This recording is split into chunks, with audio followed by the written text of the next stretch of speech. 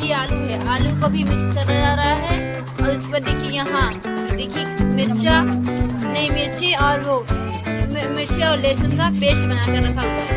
अभी इसी